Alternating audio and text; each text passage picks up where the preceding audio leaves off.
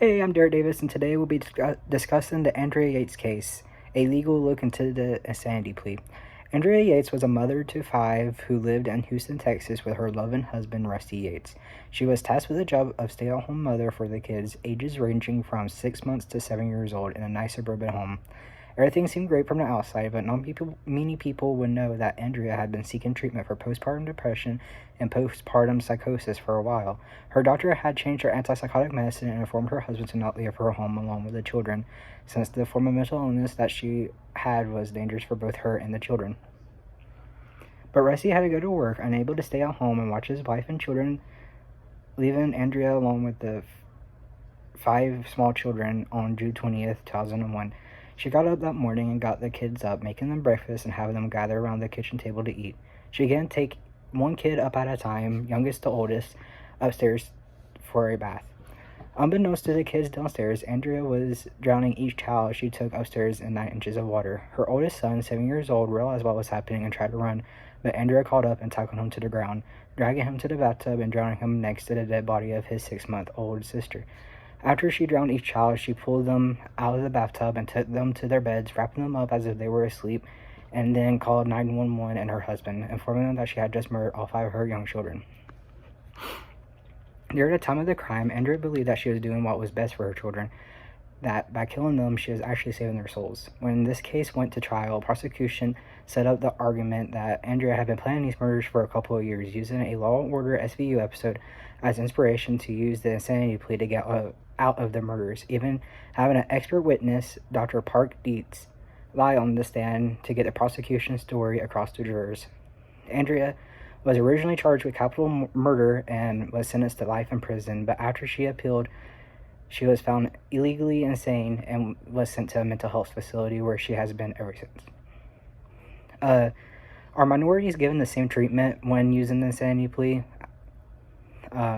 After learning about a case where the insanity plea defense was eligible and fitting for the crime, it is now important to question whether if Andrea was of another race this same plea would have worked, where she would have to live the rest of her life in prison.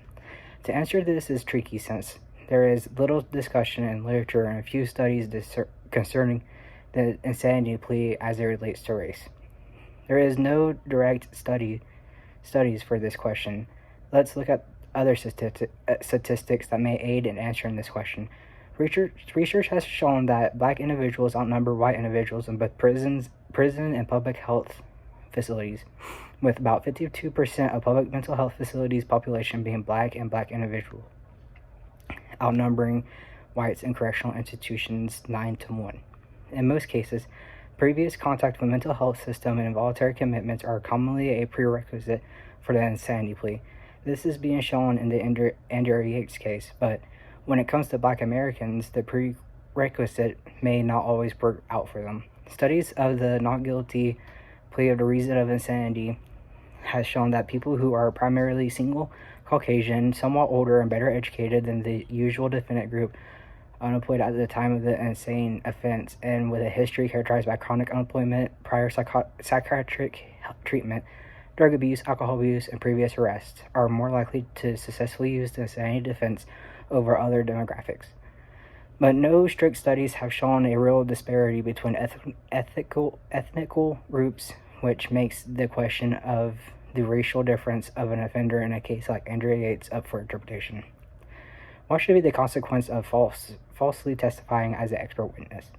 As stated earlier, the prosecution of Andrea Yates' case chose an expert witness, Dr. Park Dietz, who lied on stand to get jurors to believe the narrative that Andrea got the idea of the insanity plea from a television show. To me, this seems wrong and illegal, but with expert witnesses, it is completely legal for them to falsely testify as long as they're using their best expert opinion, which is their legal loophole for lying. Now, if courts can prove that Dr. Park Dietz knowingly lied on stand to get the prosecution to win, then legal courses can be taken. One legal course that is to hold both the prosecutor who hired Dr. Park Dietz and Dr. Park Dietz liable for their actions through civil liability.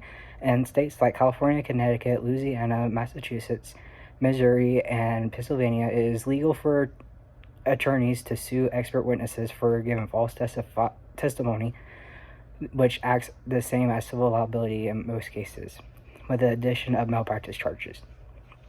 For most, a civil payout is not enough for the breach of trust that lying on stand as an expert witness is accused of doing has on the public's trust of the court system. In some cases, attorneys can be punished if found legally liable for hiring an expert witness who is knowingly lying by being disbarred or put onto suspension. As for experts themselves, there is no outright laws that require courts to take away the expert's license for practice, but advocates state that there needs to be a law in place to help deter experts from lying on stand. Mental health facilities, healthcare versus correctional facilities, mental health care. There has been a link between the correctional system and the mental health care system, with the type of people who are constantly in and out of both. Most people are in the mental healthcare system to seek treatment and avoid acting unlawfully is their mental illness, but a lot of people who end up in a correctional system need mental health treatment but have not had any prior or current access to it. This is why correctional facilities in the United States are often considered as the largest provider of mental health services, but their services to inmates can be sporadic depending on funds and staffing availability. With this sporadic availability of services, inmates with minimum to chronic mental illness issues suffer due to the system's fault. Much of the system's services are often mandated by the courts, but many of the inmates who are not required by the courts can benefit from mental health services as well.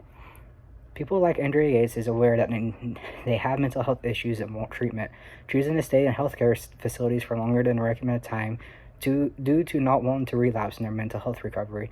Andrea has chosen to stay in a mental health facility long after her sentence ended, even remaining there today, since she is aware that she still needs more help. If the criminal justice system could just listen to individuals and provide the help that they desperately need and want to try to set them up with the best system for success after completing their sentence. Thank you.